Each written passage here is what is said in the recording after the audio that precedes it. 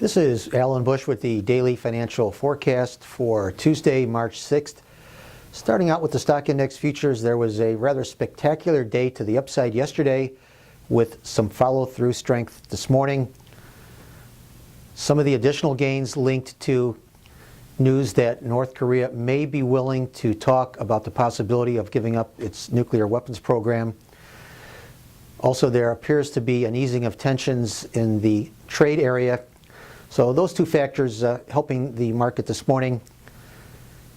Longer term, I do not believe that we are in the beginning stages of any new bear market for the indices, as interest rates still are low enough to sustain the bull market.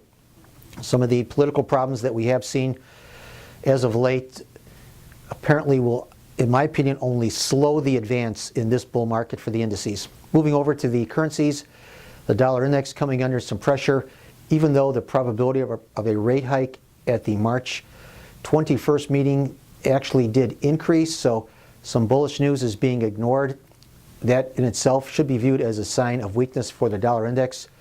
Still looking for a double top pattern in the euro-dollar futures to be taken out to the upside.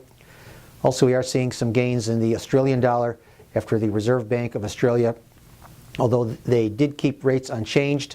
The RBA did talk up the economic growth outlook for this year. Interest rate markets firming after a couple of weeks ago. We did have a double bottom pattern taken out. I would expect a consolidation pattern that we are in to persist maybe for another week or so, but ultimately I believe that a breakout to the downside, and I would have to say another breakout to the downside, is likely. So the main trend for the credit futures markets is lower, especially for the 30-year Treasury bond futures. So good trading, everyone. And once again, remember, these are my opinions alone and are not the opinions of ADMIS or Archer Daniels Midland.